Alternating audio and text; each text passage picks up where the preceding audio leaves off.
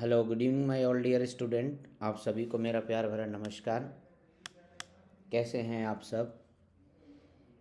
Are you able to C me?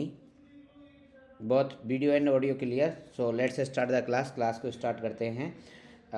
So last class के बारे में जब हम चर्चा कर रहे थे तो लास्ट क्लास में मैंने आप लोगों को क्वेश्चन नंबर 33 पर मैं था। तो मेरे प्रिय साथियों, if you have any doubt you can discuss with me. Very good evening to my all dear student. So let's start the class को स्टार्ट करते हैं। Randhir Chauhan ji, very good evening. तो देखिए प्रिय साथियों, क्वेश्चन नंबर 33 की बातें चल रही थी और एक 44 ईयर ओल्ड क्लाइंट था, was unable to function since her husband asked divorce 2 weeks ago। Last class को हम वापस से रिज्यूम करते हैं और रिज्यूम करने के बाद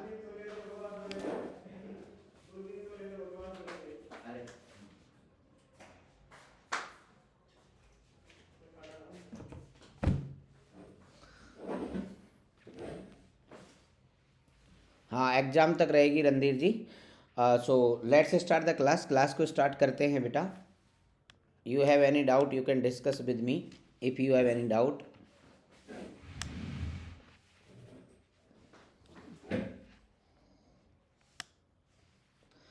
Since is brought to the crisis intervention center by the friend, what type of crisis reflect this situation? तो yesterday मैंने आप लोगों से डिस्कस किया था कि किस टाइप का क्राइसिस है। सोशल है, सिचुएशनल है, मैचुरेशनल है, डेवलपमेंटल है। विच टाइप ऑफ क्राइसिस कल हमने डिस्कस किया था इसके regarding. So I want to ask one thing कि कौन सी टाइप का क्राइसिस है। प्लीज़ रिप्लाई मी फास्ट, जल्दी से बताइए। कल मैंने डिस्कस कर दिया था आप लोगों को। सो जल्दी से मुझे बताइए। देखिए, कल मैंने सिचुएशनल बताया था, मैचुरेशनल बताया था, एडवेंटिशियस बताया था। 3 क्राइसिस के बारे में हमने चर्चाएं कर ली थी। तो नेक्स्ट चर्चा बताइए कि देखो, क्राइसिस 3 तरीके का होता है। आओ चलो चर्चाएं करते हैं। नेक्स्ट इसको समझते हैं, क्राइसिस कैसे है, इसको क्या हम समझते हैं। तो देखिए, क्राइसिस की जब बात करी जाती है, जब क्राइसिस की हम बात करते हैं तो 3 तरीके का क्राइसिस होता है। सबसे पहला हम बात करते हैं जिसे हम मैच्योरेशनल या डेवलपमेंटल भी कहा जाता है। मैच्योरेशनल या फिर इसे डेवलपमेंटल क्राइसिस भी कहते हैं। अगली बात की बात करते हैं, 1 नंबर 2 पर हम सिचुएशनल कहते हैं और तीसरे नंबर की जो बात आती है वह होती है एडवेंटिशियस। एडवेंटिशियस। तो देखिए, मैच्योरेशनल या डेवलपमेंटल क्राइसिस की बात कर लेते हैं। Very good evening my all dear student, आप सभी को मेरा प्यार भरा नमस्कार। तो मैच्योरेशनल में क्या होता है कि सिर्फ 3 चीज़ों पे फोकस करते हैं हम। क्राइसिस चल रहा है हमारा, वेरी इंपॉर्टेंट टॉपिक है एग्जाम प्रिपरेशन की दृष्टि से। तो क्राइसिस में सबसे पहला मैच्योरेशनल में 3 चीज़ें आती हैं। व्यक्ति का जन्म, बर्थ की बात करते हैं हम। बर्थ के अलावा मैरिज। जनरली हम मैरिज की बात करते हैं तो वो हम सोचते हैं कि अच्छा मैरिज, तो मैरिज का मतलब निकल के आता है कि यार सिचुएशनल तो नहीं है, कहीं मैरिज की बात आ रही है तो कहीं सिचुएशनल तो नहीं है, लेकिन ये सिचुएशनल नहीं होता। तो बर्थ होता है, बर्थ के बाद मैरिज, और मैरिज के बाद जो अगला कंसेप्ट आता है, लिसन मी केयरफुली, बर्थ है, मैरिज है और डेथ, या फिर हम इसे रिटायरमेंट कहते हैं। तो 3 चीज़, मतलब मैच्योरेशनल को ही डेवलपमेंटल क्राइसिस कहते हैं, जिसमें 3 चीज़ें होती है। पहला बर्थ है, फिर मैरिज है, फिर डेथ रेट है। Hello good evening my all dear student, आप सभी से मेरा अनुरोध है कि जल्दी से फर्स्ट टू लास्ट MCQ। हाँ, बिल्कुल राहुल कशादे जी, आपके मैं बात रख रहा हूँ। आप मेरी बात सुनिए ध्यान से। अगर आप देखोगे तो हमारी डे 1, डे 2, डे 3 तीनों क्लासेस आपको मिलेंगी बेटा। तो अगली बात आती है सिचुएशनल का मतलब किस तरीके से सिचुएशन होंगी या कैसी सिचुएशन होगी। तो देखिए, जैसे माना कि जॉब लॉस, जॉब चेंज, मतलब सिचुएशन, क्या क्या सिचुएशंस हैं जिसकी वजह से ऐसा हो सकता है। तो सिचुएशन की बात कर लेते हैं। तो सिचुएशन में जॉब लॉस है, जॉब चेंज है, जॉब लॉस है, डाइवोर्स है, अबॉर्शन है, प्रेगनेंसी है, ये जो सब चीज़ें हैं ये सारी सिचुएशनल क्राइसिस के अंदर आती है। This all come under the situational crisis. Divorce है, अबॉर्शन है, प्रेगनेंसी है, जॉब लॉस है, जॉब चेंज है, एग्जाम में फेल हो गया है, एग्जाम फेलियर है ना। तो these are comes under the situational. अब बात आती है गुरुजी तीसरे नंबर की बात क्या है, तो तीसरे नंबर की बात कर लेते हैं। तीसरे नंबर का है एडवेंटिशियस। और एडवेंटिशियस की जब बात आती है तो एडवेंटिशियस का मतलब है जहां पर डिजास्टर की बात हो। इन द सेंस डिजास्टर को हम किस तरीके से करेंगे, लिसन मी केयरफुली, हाँ बिल्कुल ध्यान से सुनिए। एडवेंटिशियस तो जहां पर मैन मेड डिजास्टर हो। क्राइसिस कब होगा, मतलब इमोशनल डिसऑर्गेनाइजेशन कब होगा, जब ऐसी कोई स्थिति आ जाए। तो मैन मेड डिजास्टर है, जैसे कोई बॉम्ब थ्रेट है, रेप है, इस तरीके की कंडीशंस जब आती हैं तो मैन मेड डिजास्टर में हमारा रेप है, मर्डर है, नेचुरल डिजास्टर है। नेचुरल डिजास्टर में हमारा कोई भी भूकंप है, टेरेंडो है ना, टेरेंडो है, आपका लैंड स्लैब है, कोई भी भूस्खलन हुआ है ना, इस तरीके से कोई भी सुनामी है, ये सब। Very good evening my all dear student, class को लाइक और सब्सक्राइब कर दीजिए जल्दी से। तो 3 तरीके के क्राइसिस होते हैं। क्राइसिस में सबसे पहली बात आती है कि इमोशनल डिसऑर्गेनाइजेशन होना। और इमोशनल डिसऑर्गेनाइजेशन क्यों होता है, क्योंकि कॉपिंग मैकेनिज्म फेल हो जाता है। और कॉपिंग मैकेनिज्म फेल होने की वजह से भाई कॉपिंग मैकेनिज्म क्यों फेल हुआ, क्योंकि इमोशनल डिसऑर्गेनाइजेशन हुआ। इसके 3 कंडीशंस होती हैं, जिसमें सबसे पहला क्या बताया था मैंने, जल्दी बताइए। मैच्योरेशनल। मैच्योरेशनल के अंदर क्या आता है, बनवारी जी राम राम सर, आप सभी को मेरा प्यार भरा नमस्कार। सबसे पहली बात मैं आप लोगों के साथ करूं तो सबसे पहले मैच्योरेशनल था, मैच्योरेशनल। दूसरा आता है सिचुएशनल और तीसरा आता है एडवेंटिशियस। मैच्योरेशनल को डेवलपमेंटल भी कहा जाता है, जन्म से लेके मैरिज और रिटायरमेंट।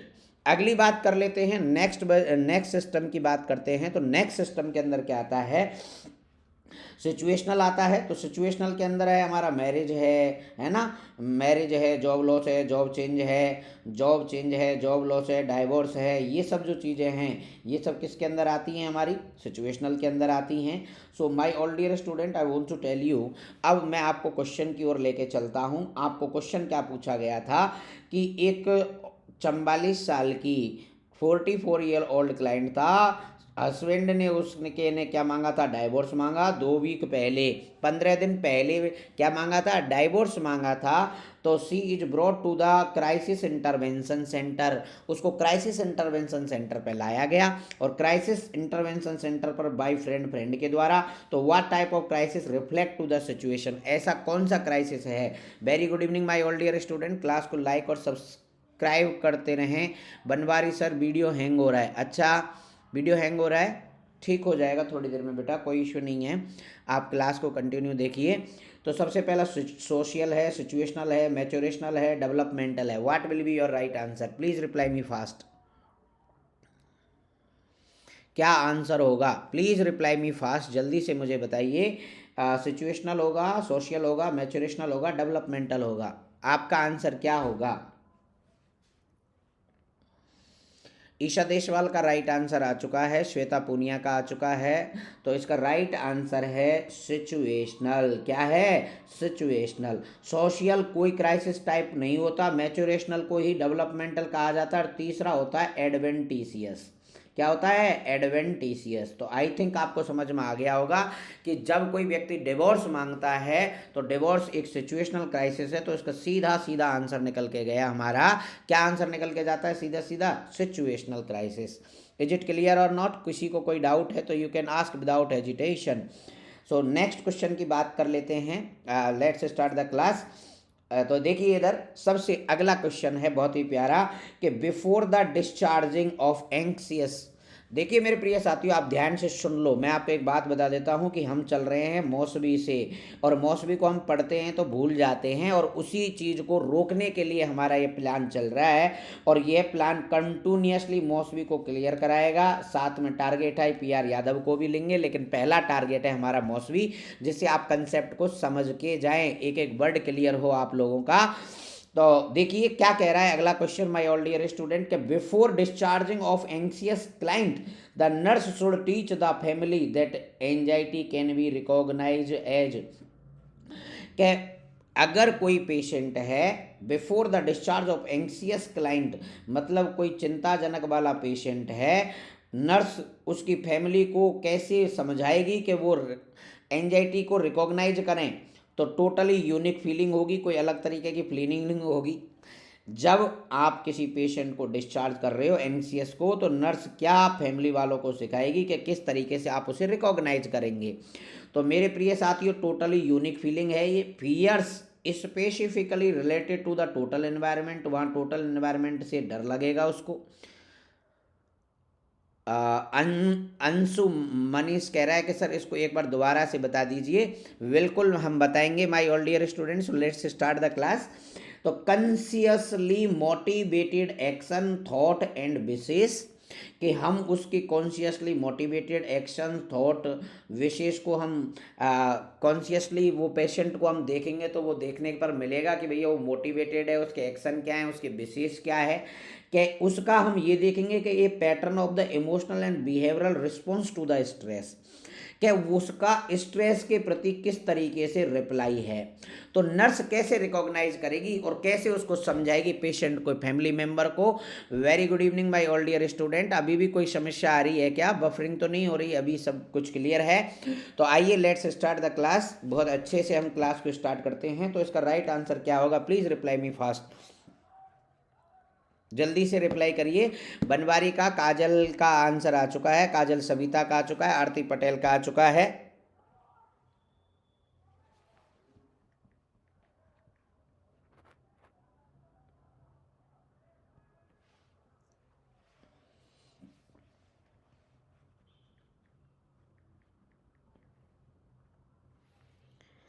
प्रियंका राजपूत जी का आंसर आ चुका है और ज्योत्सना का आ चुका है। वेरी गुड इवनिंग, बहुत अच्छा। सो लेट्स स्टार्ट। जल्दी से आओ प्रिय साथियों और क्लास को हम कैरी ऑन करते हैं नेक्स्ट। और तो इसका जब नर्स किसी पेशेंट को डिस्चार्ज कर रही है, एंजाइटी का कोई पेशेंट था उसको डिस्चार्ज कर रही है, तो नर्स क्या उसके फैमिली मेम्बर को समझाएगी कि एंजाइटी को हम ऐसे पहचान सकते हैं, किस तरीके से हम पेशेंट को ऐसे कहें कि भैया इस तरीके से आप एंजाइटी को पहचान सकते हो, you can recognise this one.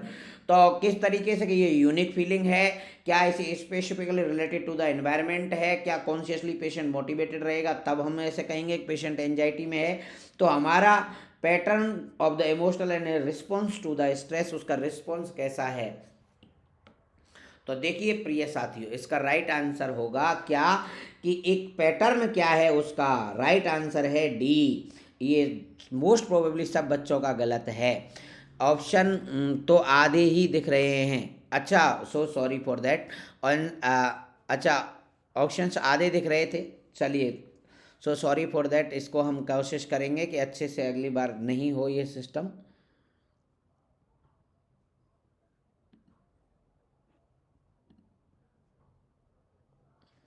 तो इसका राइट आंसर है एक pattern of the emotional and behavioural response to the stress, कि भाई हम घर वालों को ऐसे समझाएंगे कि जब कोई ज़िंदगी में छोटा सा भी स्ट्रेस आए तो वो उसका रिस्पॉन्ड किस तरीके से कर रहा है। तो एंजाइटी के पेशेंट को जब हम घर भेजते हैं तो उनके घर वालों को ये समझा के भेजते हैं कि भैया यदि ज़िंदगी में छोटा मोटा स्ट्रेस आ रहा है तो उस समय किस तरीके से वह रिप्लाई करेगा।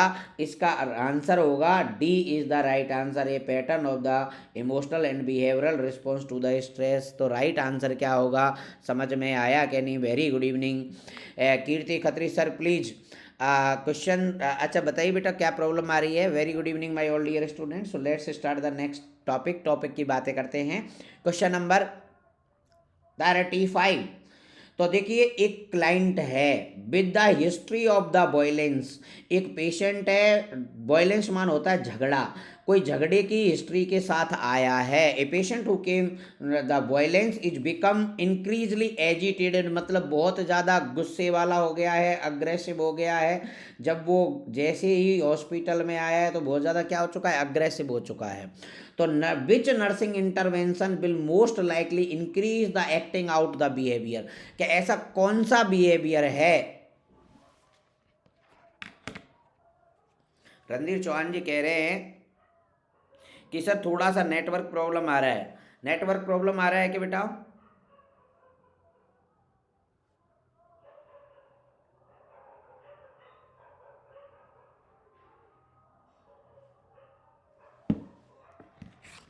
तो क्या आंसर होगा?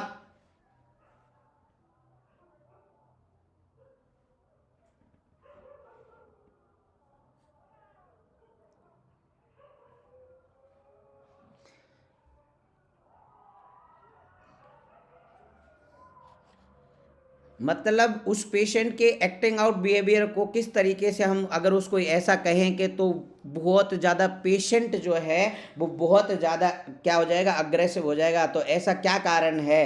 क्या हम उसे असर्टिव रहे, मतलब शांत तरीके से जिए हैं, या रिस्पॉन्डिंग अर्ली, उसे अर्ली करें, अर्ली रिस्पॉन्ड करें तो उसका बिहेवियर अग्रेसिव नहीं होगा, या बिहेवियर है जो वो प्रॉब्लम एक्टिंग आउट जो बिहेवियर है वो इंक्रीज नहीं होगा, है ना? या इसकी वजह से एक्टिंग क्या शांत रहने से उसका एक्टिंग बिहेवियर इंक्रीज नहीं होगा, मतलब जो अग्रेसिव बिहेवियर है वो नहीं होगा। अगली बात, रिस्पॉन्डिंग अर्ली, क्या रिस्पॉन्ड अर्ली करने से उसका अग्रेसिव बिहेवियर नहीं होगा। प्रोवाइडिंग चॉइस, चॉइस देने से उसका बिहेवियर अग्रेसिव नहीं होगा। या टीचिंग रिलैक्सेशन देने से उसका बिहेवियर अग्रेसिव होगा। मतलब किसकी वजह से उसका बिहेवियर मोर अग्रेसिव होगा? हम शांत रहें, जल्दी से रिप्लाई करें, उसको चॉइस दें, या उसको हम पढ़ाएं, ए भैया ऐसे पढ़। तो what will be your right answer? मतलब ऐसा क्या है जिसकी वजह से पेशेंट को ये लगेगा कि उसका बिहेवियर और अग्रेसिव हो सकता है? तो और अग्रेसिव होने की वजह क्या होगी? What is the reason behind it? क्या कारण है जिसकी वजह से पेशेंट का, पर्सन का जो बिहेवियर है वो मोर अग्रेसिव हो जाएगा? What is the reason behind it? क्या कारण है? तो प्लीज रिप्लाई मी। आज की बात है बेटा, कल हम इसको भी सॉर्ट आउट करेंगे, इस प्रॉब्लम को भी। तो इसका क्या कारण है? बहुत से बच्चों का राइट आंसर आ चुका है। अशोक बराला जी, ज्योत्सना मनराल जी, सुमन चौधरी जी, प्रियंका राजपूत जी, रेखा पांडे जी, कीर्ति खत्री, सपना बनवारी लोवंसी जी। इसका राइट आंसर है कि यदि हम देखिए क्या कह रहा है, पेशेंट अग्रेसिव पेशेंट था। अब ऐसा क्या है कि जिसकी वजह से और ज़्यादा अग्रेसिव हो जाए? तो हम पहले पेशेंट अग्रेसिव है और उसे हम और पढ़ाने की कोशिश करें तो अग्रेसिव होना ही होना है, नॉर्मल सी बात है। तो ऐसा क्या कारण है कि भैया पेशेंट अग्रेसिव होगा? तो हम शांत रहने से अग्रेसिव होगा क्या? नहीं, वो तो और बढ़िया रहेगा। रिस्पॉन्डिंग अर्ली, तो वो हमारी बात तो सुनेगा कम से कम। प्रोवाइड चॉइस देंगे तो वो शायद शांत होगा, लेकिन हम उसे उसी टाइम जब वो अग्रेसिव है और उसी टाइम हम उसे पढ़ाने लग जाएं तो बताओ प्रॉब्लम ज़्यादा होगी या नहीं? मतलब उसकी प्रॉब्लम इंक्रीज होगी या नहीं? तो इसका राइट आंसर होगा टीचिंग द रिलैक्सेशन। उस समय यदि हम उसको पढ़ाने की कोशिश करें तो बहुत ज़्यादा प्रॉब्लम होगी। तो इसका राइट आंसर होगा D is the right answer. क्या आंसर होगा? D is right answer. मेरे प्रिय साथियों, इज इट क्लियर और नॉट? क्या आंसर होगा? डी। यहाँ तक किसी को कोई डाउट है तो you can ask without hesitation. So next question की बात कर लेते हैं। देखिए क्वेश्चन बहुत प्रिय हैं, मैं आपको फिर समझा दूं कि इतने इंपॉर्टेंट क्वेश्चन हैं कि आप घर पढ़ोगे तो प्रॉब्लम आएगी। हाँ, ज़्यादा ज्ञान नहीं देंगे उसको, बिल्कुल सही बात है रणधीर चौधरी जी। अगला क्वेश्चन चलते हैं। इधर देखिए बहुत ही प्यारा सा क्वेश्चन है कि पेशेंट एक क्लाइंट है diagnose with the border line personality disorder. एक पेशेंट है बॉर्डर लाइन पर्सनैलिटी डिसऑर्डर का, कि what is the realistic initial intervention for this client. तो यदि कोई पेशेंट है जो बॉर्डर लाइन पर्सनैलिटी का डिसऑर्डर से सफ़र कर रहा है तो उस समय आप क्या करोगे? क्या आपको करना चाहिए? मतलब एक पेशेंट जो होता है किसका, कि बॉर्डर लाइन पर्सनैलिटी डिसऑर्डर से जब कोई पेशेंट सफ़र करता है तो उस पेशेंट को ट्रीट करने के लिए हमें कौन सी चीज़ है जिसे फोकस करना चाहिए? गाइड, मतलब इस्टेब्लिश द क्लियर बाउंड्री हम इस्टेब्लिश करेंगे। बॉर्डर लाइन आपको मैंने प्रीवियस क्लास में अच्छे से समझाया था कि व्यक्ति अपने आप को सेल्फ इंपॉर्टेंस देता है, दूसरों को अंडर एस्टिमेट करता है, खुद को ओवर एस्टिमेट करता है, यस और नो? तो क्या उसके लिए हम एक बाउंड्री सेट कर देंगे, भैया इतनी बात रखनी है तेरे को। Explore the job responsibility with the nurse, क्या उसके साथ हम, बॉर्डर लाइन का पर्सन है, क्या हम उसके साथ जॉब रिस्पॉन्सिबिलिटीज को बढ़ा देंगे? अगली बात, initial discussion of the feeling of being, initiate discussion feeling of the being victimised, क्या हम उसके साथ फीलिंगों को डिस्कस करेंगे?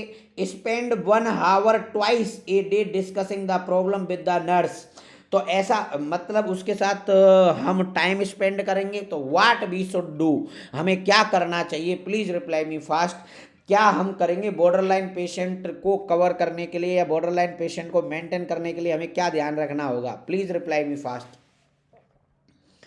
तो हमें क्या मेंटेन करना होगा? बॉर्डर लाइन पर्सनैलिटी डिसऑर्डर वाला पेशेंट है तो उस स्थिति में हमें उस पेशेंट को कैसे मैनेज करना है?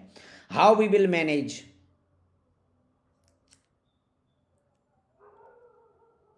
Please reply me fast. कैसे मैनेज करोगे आप? उसे बाउंड्री लाइन इस्टेब्लिश कर दोगे? बहुत से बच्चों का राइट आंसर आ चुका है। श्वेता पूनिया का, ज्योत्सनी मंडराल का, कीर्ति खत्री का। This person will be anti social behaviour. My dear, anti social नहीं है, बॉर्डर लाइन है। एंटी सोशल अलग टाइप की पर्सनैलिटी डिसऑर्डर होती है। एंटी सोशल में व्यक्ति किसी चीज़ को एक्सेप्ट नहीं करता है ना। तो इसका राइट आंसर क्या है? Please reply me fast. जल्दी से मैं अब इसका रिप्लाई कर देता हूँ। रेखा पांडे जी, सभी का मैंने आंसर देखा। तो इसका राइट आंसर है एस्टेब्लिश द क्लियर बाउंड्रीज। क्योंकि एक अब बॉर्डर लाइन पर्सनैलिटी डिसऑर्डर वाला व्यक्ति है, वो दूसरों को अंडर एस्टिमेट करता है, अपने आप को ओवर एस्टिमेट करता है। तो उस स्थिति के अंदर हम उस पेशेंट को एक क्लियर बाउंड्री सेट कर देंगे, भैया तुझे इस तरीके से रहना है। एक फर्म कंडीशन, हम फर्म कंडीशन मेंटेन कर देंगे जिससे वो उस चीज़ को मेंटेन करे। अगर वो इस चीज़ को मेंटेन करता है तो उस कंडीशन को हम बोलेंगे कि भैया उस पेशेंट को हम मैनेज कर सकते हैं, we can manage this patient. Discuss से पहले उस पेशेंट के लिए एक क्लियर बाउंड्री सेट करेंगे, क्योंकि ये पेशेंट है बॉर्डर लाइन पर्सनैलिटी डिसऑर्डर का, तो इसका जॉब पॉसिबिलिटी बढ़ाना एक इम्पॉर्टेंट पार्ट कह सकते हैं, लेकिन इतना ज़्यादा इम्पैक्ट नहीं आएगा क्योंकि पेशेंट बॉर्डर लाइन का है। और इनिशियल एक्शन, इनिशियल इंटरवेंशन उस पेशेंट के लिए पूछ रहे हैं, तो पहले है कि वो ज़्यादा फालतू की बकवास नहीं करे, ज़्यादा पेशेंट परेशान नहीं करे, उसको हम करने की कोशिश करना चाहिए प्रिय साथियों। तो इसका राइट आंसर क्या होगा?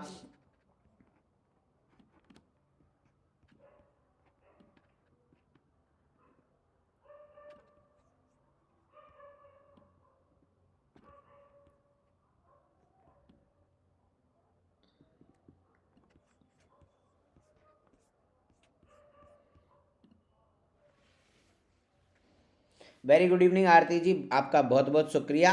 So listen me my all dear student, इसका राइट आंसर होगा एस्टेब्लिश द क्लियर बाउंड्रीज। अभी आप लोगों को थोड़ी सी प्रॉब्लम आ रही थी, थोड़ा सा मैंने इसको साइज को मिनिमाइज किया है। सो अभी आपको देखने में प्रॉब्लम नहीं आएगी।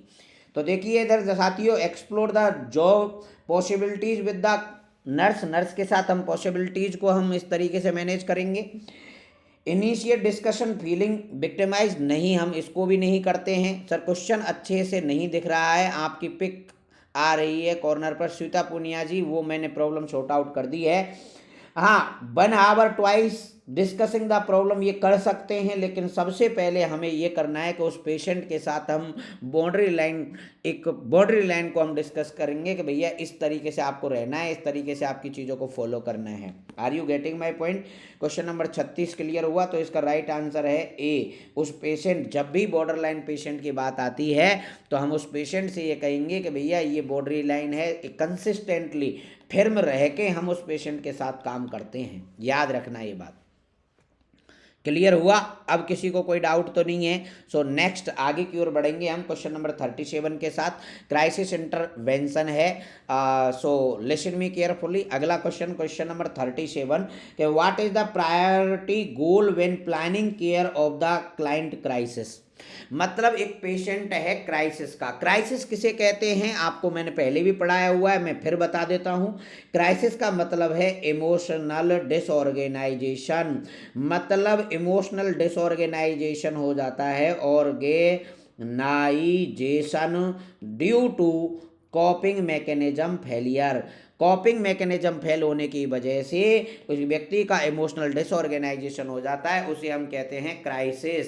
अब क्राइसिस में पहला गोल क्या है? क्राइसिस बहुत इंपॉर्टेंट टॉपिक है, मैंने सारे इंपॉर्टेंट टॉपिक को रखा है, इसलिए मैं आपसे फिर कह रहा हूँ, आपको you have to be continue, आपको साथ रहना होगा और क्लासों को समझना होगा।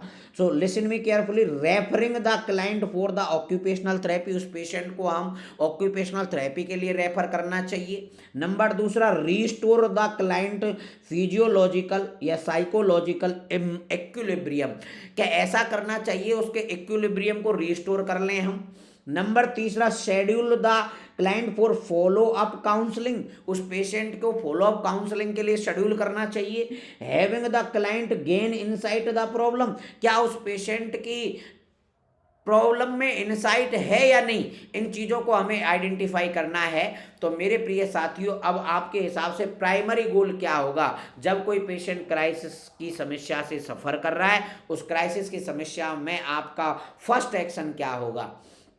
तो मैं आपके साथ शेयर करूंगा वो प्रॉब्लम, जल्दी से बताइए क्या क्या आंसर होंगे। What will be your right answer, क्या आंसर होगा, please reply me fast. Restore the patient in the precise conditions, ऐसा बोला है मिस्टर शर्मा जी ने। श्वेता जी का राइट, सॉरी सी आंसर आया। शेड्यूल द पेशेंट को हमें फॉलो अप काउंसलिंग में मेंटेन करना चाहिए। नेहा सैनी का आया है कि सर पेशेंट में बी हमें ध्यान रखना चाहिए। रेखा पांडे, कीर्ति जी, बनवारी लोवंशी जी, प्रीति मौर्य जी, रणधीर चौहान जी, क्लास को लाइक और शेयर जरूर करते रहें बेटा।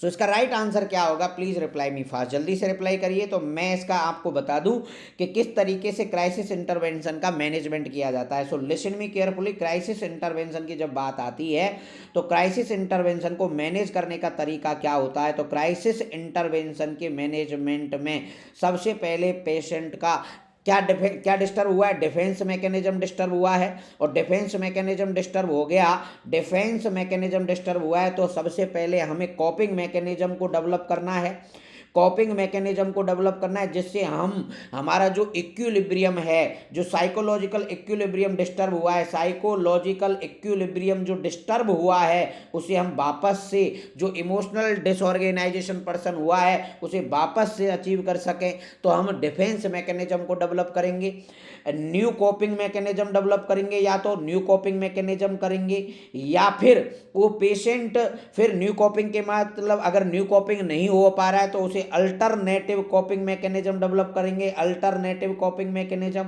और अल्टरनेटिव कॉपिंग मैकेनिज्म के साथ साथ पेशेंट को वापस से रीस्टोर करने की कोशिश करते हैं जिससे पेशेंट रीस्टोर हो जाए। तो क्राइसिस इंटरवेंशन में हमारी चीज़ों पर ध्यान रखना है कि कॉपिंग मैकेनिज्म, न्यू कॉपिंग मैकेनिज्म डेवलप करते हैं, अल्टरनेटिव कॉपिंग मैकेनिज्म डेवलप करते हैं, साइको इक्विलिब्रियम को वापस रिस्टोर करने के लिए प्रयास किया जाता है। तो जो वापस प्रयास किया जा रहा है, तो इस पेशेंट को मैनेज करने के लिए हमारे दिमाग में एक ही बात याद रखनी है, पूछो क्या क्या, कि पेशेंट को रीस्टोर कैसे कर सकते हैं, मतलब उसकी जो इमोशनल प्रॉब्लम हुई है उस इमोशनल प्रॉब्लम को वापस से ठीक कैसे किया जा सकता है। तो क्या मेरे प्रिय साथियों ये क्लियर हो गया है। If you have any doubt you can discuss with मी। किसी को कोई भी डाउट है प्लीज़ रिप्लाई मी फास्ट, जल्दी से रिप्लाई करिए। सो लास्ट क्वेश्चन जो हमारा क्वेश्चन चल रहा था, जो मैं लास्ट क्वेश्चन की चर्चा कर रहा था कि what is the priority goal planning for the client with the crisis, crisis के प्लान पेशेंट में क्या क्या मैनेजमेंट होगा, कि पेशेंट को हम ऑक्यूपेशनल थेरेपी देंगे या रीस्टोर साइकोलॉजिकल इक्विलिब्रियम को रीस्टोर कराएंगे या शेड्यूल करेंगे फॉलोअप काउंसलिंग के लिए या gain insight the problem. What will be your right answer, please reply me fast, जल्दी से रिप्लाई करिए, क्या आंसर होगा। अब बताओ अब क्या आंसर होगा, अब तो राइट आंसर जाना चाहिए आप लोगों का मेरे प्रिय साथियों।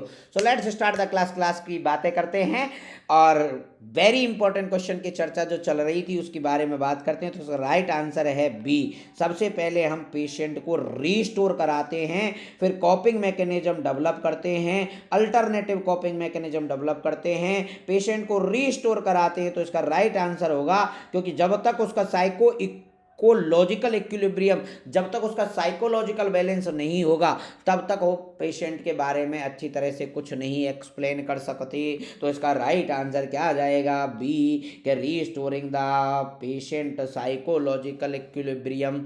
If you have any problem you can discuss with मी। अगर किसी को कोई भी प्रॉब्लम है तो मुझसे डिस्कस कर सकते हो। क्वेश्चन नंबर 38, अगला क्वेश्चन फिर क्राइसिस से ही है। देखो क्राइसिस क्राइसिस एक टॉपिक है। Whenever you will read the Saunders, जब आप सोंडर्स को पढ़ोगे तो सोंडर्स वाली चीज मैंने आपको यही बता दी है कि क्राइसिस कहते किसे हैं। क्राइसिस का मतलब क्या है कि क्राइसिस का मतलब है इमोशनल डिसऑर्गेनाइजेशन होना due to coping mechanism failure. इसके 3 पार्ट होते हैं। 3 पार्ट कौन कौन से हैं जो मैंने आपको डिस्कस किया था। सबसे पहले जिसे मैच्योरेशनल या डेवलपमेंटल कहा जाता है, दूसरा सिचुएशनल कहा जाता है, तीसरे की बात कर लेते हैं बेटा मेरे प्रिय साथियों। तीसरे की बात करते हैं तो वह होता है एडवेंटिशियस, और एडवेंटिशियस के बाद तो सिचुएशनल सबसे पहला था जिसे हम कहते हैं डेवलपमेंटल या मैच्योरेशनल, जिसमें पेशेंट जन्म, मैरिज और रिटायरमेंट या डेथ आती है। सिचुएशनल में सिचुएशन के आधार पर बात होती है, जॉब लॉस, जॉब चेंज, है ना। अगली बात करते हैं हम, नेक्स्ट बात करते हैं कि एडवेंटिशियस, मैन मेड डिजास्टर और नेचुरल डिजास्टर। और अगली बात करते हैं हम कि भैया मैनेजमेंट क्या होगा, तो उसका कहीं ना कहीं जो इक्विलिब्रियम डिस्टर्ब हुआ है, साइकोलॉजिकल इक्विलिब्रियम जो डिस्टर्ब हुआ है उसे मेंटेन करवाएं, और मेंटेन करने के बाद जो अगले कंसेप्ट की कथा है उस कथा को कैसे मेंटेन करें या उस चीज को कैसे करें कि उसमें कॉपिंग मैकेनिज्म, भाई डिफेंस मैकेनिज्म ही तो डिस्ट्रॉय हुआ है, तो डिफेंस मैकेनिज्म को डेवलप करना है, पेशेंट को वापस उसी अवस्था में लाना है जो पहले नॉर्मल था, उसी अवस्था में रिस्टोर करके लाना है। तो मेरे प्रिय साथियों यहां तक किसी को कोई डाउट है क्या? क्वेश्चन नंबर 37 की बात करते हैं कि यदि कोई पेशेंट है, which is the most important assessment data for a nurse to gather from the client crisis. कि पेशेंट के क्लाइंट क्राइसिस जो हो रहा है उसकी ज़िंदगी में, उसमें से जो उसका डाटा, उसका असेसमेंट डाटा हम कैसे, मोस्ट इंपॉर्टेंट डाटा है। देखिए, विच is the most important assessment data for a nurse gather from client in crisis. के मोस्ट इंपॉर्टेंट डाटा कौन सा है जिससे पेशेंट का हम डाटा गैदर कर सकते हैं। तो क्या हम पेशेंट की वर्क हैबिट को देखेंगे, any significant in the physical health data, क्या कोई फिजिकल हेल्थ डाटा में कोई प्रॉब्लम तो नहीं है, ये history of the emotional problem in the family, क्या फैमिली में कोई प्रॉब्लम तो नहीं है। अगली बात, client perception of the circumstance surrounding in the crisis, कि भाई क्लाइंट का जो परसेप्शन कैसा है सराउंडिंग एरिया में, जो प्रॉब्लम आई है उसके प्रति कैसा रिस्पॉन्स है। So please reply me fast, जल्दी से मुझे रिप्लाई करिए। इसका राइट आंसर क्या होगा बेटा? What will be right answer? कि उस पेशेंट का रेलिवेंट डाटा जो है हम किस तरीके से गैदर करें, भाई किस तरीके से हम पेशेंट के बारे में जान सकते हैं। So please reply me fast, जल्दी से बताओ इसका क्या आंसर होगा।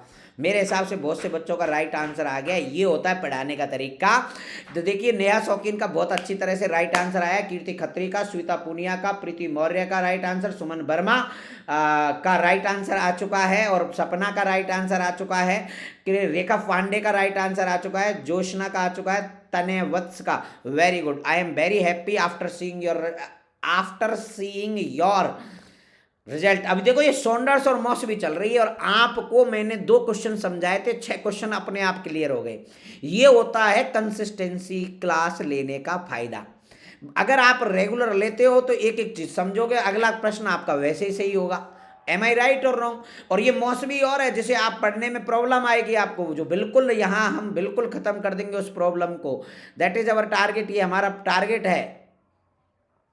Are you getting my point? So listen. तो इसका राइट आंसर क्या है? सबका राइट आंसर आया है, कुछ ही बच्चों का गलत हुआ है, बाकी 90% स्टूडेंट्स का राइट आंसर है। तो कैसे करें इसका, देखो, तो क्राइसिस के बारे में जानना है, तो क्राइसिस के बारे में जानने के लिए उसकी वर्क हैबिट जानना इंपॉर्टेंट है, लेकिन क्या इससे भी ज्यादा कोई इंपॉर्टेंट पॉइंट है? भाई ये इंपॉर्टेंट तो है, लेकिन क्या इससे भी ज्यादा कोई इंपॉर्टेंट है? तो वो देखेंगे। चलो, एनी सिग्निफिकेंट फिर द फिजिकल हेल्थ डाटा, क्या उसके हेल्थ डाटा में कोई प्रॉब्लम तो नहीं है? क्या उसका हेल्थ डाटा ठीक है अभी?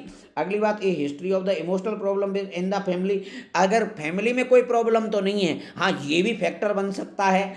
अगला क्या कहता है कि the client perception of the circumstance surrounding the crisis, के भैया पेशेंट का परसेप्शन कैसा है उस सर्कमस्टेंस में, उस परिस्थिति के अंदर। देखो प्रश्न क्या कह रहा है कि client perception of the circumstance, मतलब स्थिति के अंदर, सराउंडिंग द क्राइसिस, क्राइसिस के जो क्राइसिस हुआ है उसमें क्लाइंट का परसेप्शन कैसा है। Randhir Chauhan, you are always right sir.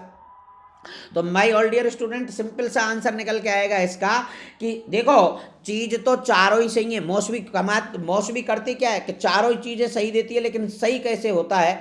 So listen me carefully, try to understand my word, मेरे वर्ड को समझने की कोशिश करना मेरे प्रिय साथियों।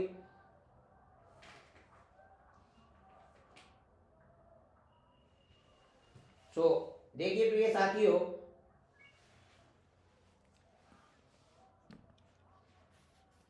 हाँ इसका वेरी इंपॉर्टेंट है। और देखिए तो इसका राइट आंसर क्या होगा, तो इसका राइट आंसर है, इसका राइट आंसर क्या होगा, इसका राइट आंसर होगा क्लाइंट का perception. D is the right answer, इसका राइट आंसर है डी। तो भैया जब, क्योंकि पेशेंट का परसेप्शन देखना बेहद जरूरी है, तो client perception the circumstance surrounding the crisis, शायद ये कल इश्यू भी सॉर्ट आउट हो जाएगा बेटा। अभी नेटवर्क इश्यू हो रहा है सर, क्या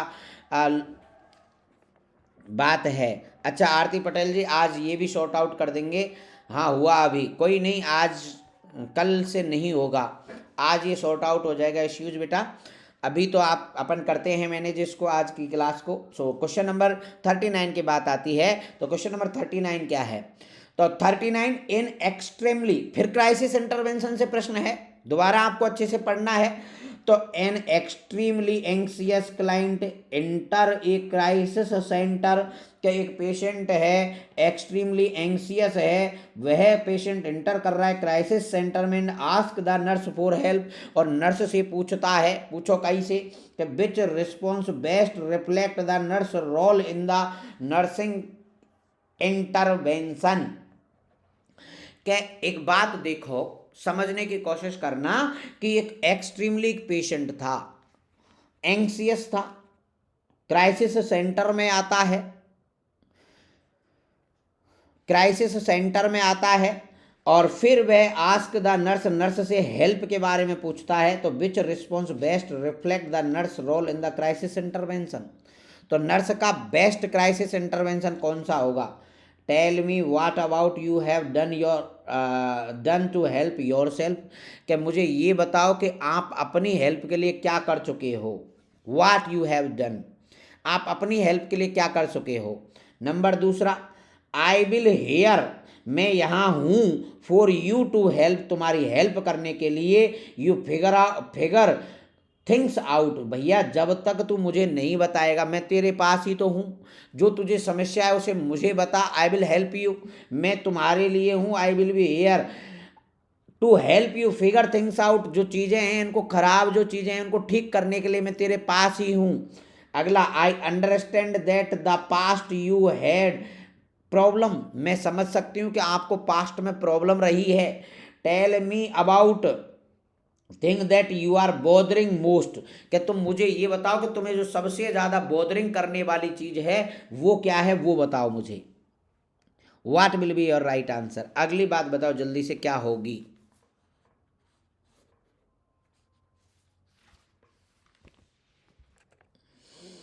देखिए ये क्वेश्चन थोड़ा सा टिपिकल था, इसको समझने की कोशिश करना कि किस तरीके से ये टिपिकल था। Try to understand my word, मेरे वर्ड को समझने की कोशिश करना कि एक पेशेंट था क्राइसिस इंटरवेंशन में, एंजाइटी से सफ़र कर रहा था, उसकी वजह से ये पेशेंट हमारे पास आया।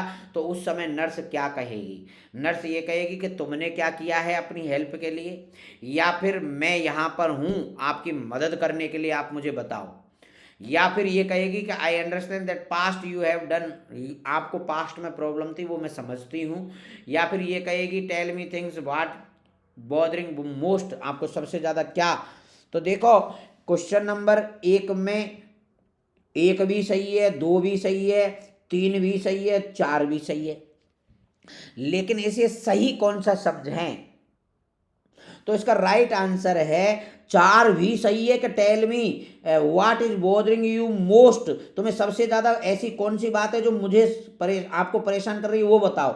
लेकिन उससे भी ज्यादा उत्तर ये होगा कि मैं तेरे साथ हूं भाई, आई विल बी हियर, मैं तेरे साथ हूं, फॉर यू टू हेल्प, मैं तेरी मदद करने के लिए, to figure out the things out, कि इन चीजों को दूर करने के लिए मैं तेरे साथ ही खड़ी हूं। ये ज्यादा होगा रेदर देन के भाई तू मुझे बता।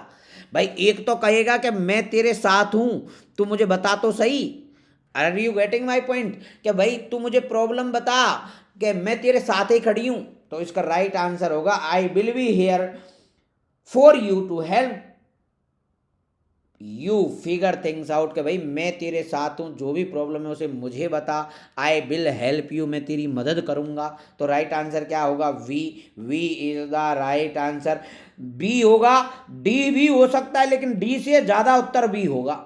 डी से ज़्यादा बी होगा कि मैं तेरे साथ खड़ी हूँ तो भाई मुझे बता, आई विल हेल्प यू, मैं मदद करूँगी तेरी। गज। सो नेक्स्ट आइए चलो चर्चाएं कर लेते हैं। Next, what is the initial client objective in the relation of the anger management? कि एंगर मैनेजमेंट का इनिशियल मैनेजमेंट क्या होगा? कि express the remorse over aggressive action. कि एक्सप्रेसिंग करेंगे आत्मग्लानि। रिमोर्स का मतलब होता है आत्मग्लानि। हम उसको आत्मग्लानि के लिए रिमोर्स करेंगे, है ना। एक्सप्रेस आत्मग्लानि व्यक्त करेंगे कि भैया बहुत बड़ी अग्रेसिव एक्शन है। अगली बात, taking responsibility for hostile behaviour. एक पेशेंट है एंगर मैनेजमेंट में, सर 4 में भी तो इंक्वायरी ही कर रही है नर्स, नेहा शौकीन जी कर रही थी, लेकिन बी में वो ये कह रही थी मैं तेरे साथ हूं, अब मुझे बता तुम। तो एक तो साथ होना और एक पूछना, दोनों में अंतर है। नेहा शौकीन जी क्लियर हुआ? अगली बात, developing the alternative method to release the feeling. कि अल्टरनेटिव ये किसके लिए करते हैं? बट हम क्राइसिस के लिए करते हैं, ना कि इसके लिए करते हैं। अल्टरनेटिव मैकेनिज्म, है ना। अब teaching others how to avoid triggering the anger behaviour. कि दूसरे ने समझाएंगे कि किस तरीके से हम जो ये एंगर बिहेवियर है ये रिलैप्स नहीं हो, ये बाप जल्दी से स्टेबल नहीं हो या जल्दी से ये नहीं आए, उसको रोकने के लिए हम क्या करेंगे।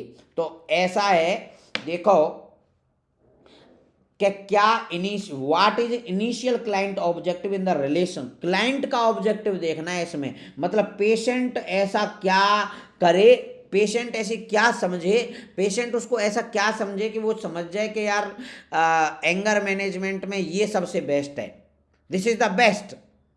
पेशेंट के पर्सपेक्टिव में देखना है, प्रश्न को समझना कि what is the initial client objective in the relation of the anger management.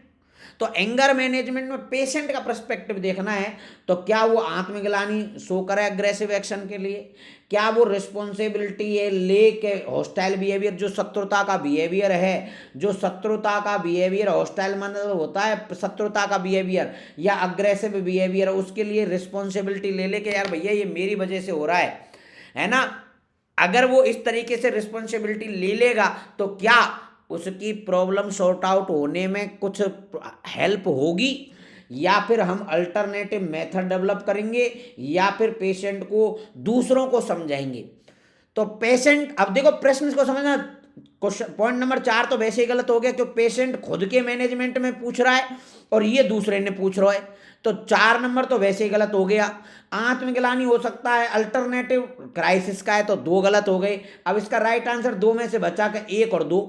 तो ये ठीक है कि आत्मग्लानि शो करे, लेकिन उससे भी ज्यादा ये इंपॉर्टेंट हो गया कि वो रिस्पॉन्सिबिलिटी ले ले कि भैया ये एंगर मेरी ये इस वजह से हो रहा है, ये मेरा गुस्सा का कारण है। अगर मैं इस गुस्सा के कारण को समझ जाऊंगा, taking the responsibility of the hostile behaviour, यदि वो हॉस्टाइल बिहेवियर की रिस्पॉन्सिबिलिटी ले लेगा तो वैसे प्रॉब्लम सॉर्ट आउट, कोई दिक्कत ही नहीं आएगी, और कोई दिक्कत ही नहीं आएगी तो फिर सिंपल सा आंसर निकल के आएगा क्या? इसका राइट आंसर जो हम कहें कि taking the responsibility of the hostile behaviour, इसका राइट आंसर होगा।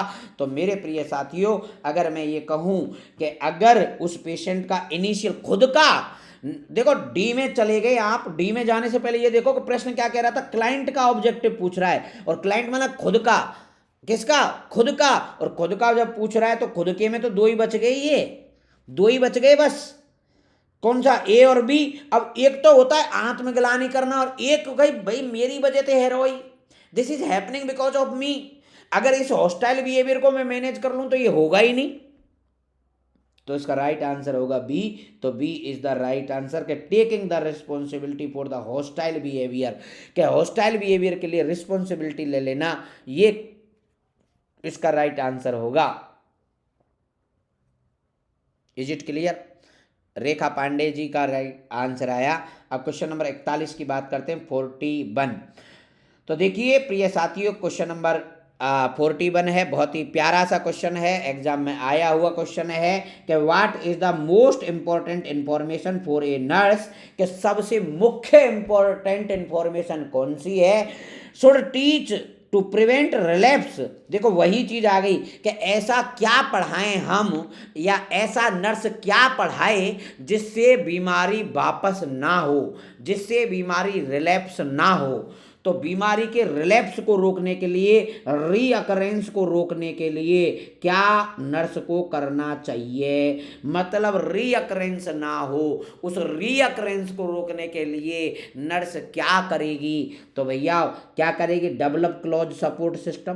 क्लोज सिस्टम सपोर्ट जो है, मतलब उसकी हेल्प के लिए कोई आदमी आ जाए। Create the stress free environment. Stress free environment भाई काफ़ी हद तक हो सकता है कि स्ट्रेस फ्री इन्वायरमेंट ले ले।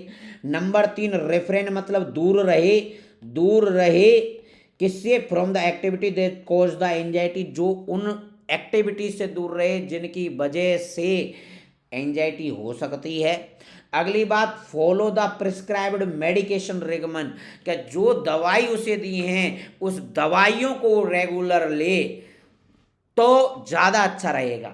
देखो ये आरती पटेल जी, अमित कुमार जी, नेहा शौकीन जी, शालिनी राठौड़ जी, रेखा पांडे जी, अमित जी, अमित कुमार जी, प्रियंका राजपूत जी, अमित कुमार जी और सुमन वर्मा जी। आज सुमन वर्मा जी बहुत दिन से आज क्लास ले रही हैं, लाइव हैं, शुक्रिया। थोड़ा सा नेट का इश्यू है, कल नेट का इश्यू भी सॉर्ट आउट हो जाएगा। मेरे प्रिय साथियों, मैं आपसे कहूँगा कि आप इतने प्रॉब्लम में भी हमारे साथ बने हुए हो, you are very good, you have very good, और यह एक्टिव लर्निंग इन यू, आपके अंदर एक्टिव लर्निंग है, that's why you are here. आप हो ऐसी प्रॉब्लम में भी चीज़ों को समझने की कोशिश कर रहे हो। तो इसका राइट आंसर क्या है, तो देखो अब प्रश्न ऐसा था कि ये बहुत गलती कराएगा। तान्या वत्स का राइट आंसर आया है। तान्या वत्स वेरी गुड मेरी बेटा, बहुत अच्छा आपका आंसर आया। तो चलो अब आपकी इस डाउट को दूर करते हैं। देखो प्रश्न को पढ़ाना इंपॉर्टेंट है। अब हमने आपको साइकेट्रिक पढ़ा तो दी, लेकिन अब मैं आपको क्वेश्चंस पढ़ा रहा हूँ और क्वेश्चनों को समझाना मेरा फर्ज है। तो वो क्या कह रहा था कि एक पेशेंट था, most important information nurse should teach to prevent the relapse, मतलब किस तरीके से नर्स ऐसा पढ़ाए या ऐसी बताए कि बीमारी वापस ना हो। तो उसमें क्लोज सपोर्ट सिस्टम डेवलप करना चाहिए, करना तो चाहिए भैया, वो डेवलप तो करना चाहिए, वो होना चाहिए क्लोज सपोर्ट सिस्टम, मेरे फैमिली मेंबर, मेरे रिलेटिव होने चाहिए। दूसरा, स्ट्रेस फ्री इन्वायरमेंट यदि होगा तो बहुत ही अच्छी बात है भाई। काफ़ी हद तक यदि हम स्ट्रेस फ्री इन्वायरमेंट दे देंगे तो बीमारी, टेंशन नहीं होगी, टेंशन नहीं होगी तो बीमारी नहीं होगी। लेकिन क्या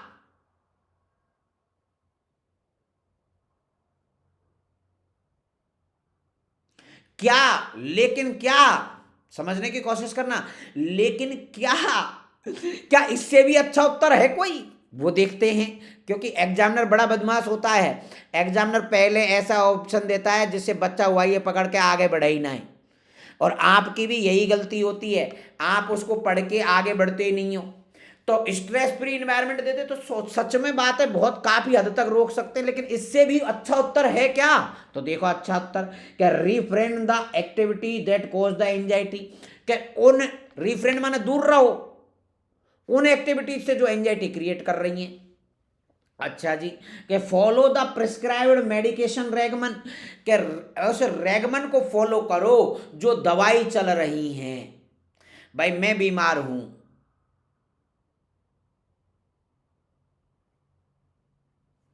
हाँ बिल्कुल अमित जी, ऐसा ही पढ़ाएंगे। मैं बीमार हूँ और मेरी बीमार की दवाइयाँ चल रही हैं, तुम कितना भी स्ट्रेस फ्री दवाई, स्ट्रेस फ्री इन्वायरमेंट दे लो, अगर मैंने दवाई बंद कर दी तो मुझे नींद नहीं आएगी, और नींद नहीं आएगी तो अपने आप स्ट्रेस होगा कि नहीं। भाई माना कि मैं एक सिजोफ्रेनिया का पेशेंट हूँ या मेनिया का पेशेंट हूँ और मुझे नींद नहीं आ रही, तो अपने आप स्ट्रेस क्रिएट होगा कि नहीं, बताओ। तो पहला काम तो ये है कि यदि मैं बीमार हूँ तो मुझे मेरी दवाई लेनी चाहिए या ना, जिससे वो बीमारी रिलैप्स ना हो, जिससे वो बीमारी वापस ना हो, उसका रियकरेंस ना हो। तो सिंपल आंसर के लिए सोचना पड़ेगा कि भैया यदि कोई पेशेंट दवाई ले रहा है तो पहले वो दवाई ले, पहला फंक्शन वो दवाई ले, जिससे उसको कोई प्रॉब्लम ना हो। Are you getting my point, is it clear? तो इसका राइट आंसर अब बताओ क्या होगा, अब क्या होगा, जल्दी लिख दो सब राइट आंसर, ABCDEFG जो भी तुम्हें लिख रहा है। और उर्मिला देशवाल जी वेरी गुड इवनिंग, दिल्ली से आ गई मैडम, फरीदाबाद से, वेरी नाइस। तो इसका राइट आंसर क्या होगा अब? तो नया शौकीन कह रहे यस सर गलती हो गई। शालिनी राठौड़ जी बहुत अच्छे बेटा। अगली बात Amit Kumar ji very nice, Aarti Patel ji, Urmila Deshwal ji, all are giving reply. जल्दी से रिप्लाई कर दिया करो यार, देखिए जब तक रिप्लाई नहीं होता हमें भी अच्छा नहीं लगता, आप मुझे रिप्लाई कर दिया करो। नेहा सैनी जी शुक्रिया। सो क्वेश्चन नंबर अगला है 42, क्वेश्चन नंबर 42, 50 क्वेश्चन है, 50 क्वेश्चन खत्म करके आज हम बात करेंगे। तो देखिए बहुत ही इंपॉर्टेंट, 50 में आपके 500 प्रश्न क्लियर हो गए हैं, 50 के साथ 500। तो इधर देखिए, a nurse is teaching the client about the dietary management who is taking the MAOI drug. एक पेशेंट है वो MAOI ड्रग ले रहा था, तो what does nurse tell them anticipate if they do not follow these restriction. कि एक patient है वह MAOI ड्रग ले रहा है, उस वो दवाई के साथ साथ क्या कह रहा था, देखो कि एक नर्स टीचिंग कर रही है, ध्यान से सुनने की कोशिश करना मेरे प्रिय साथियों, कि एक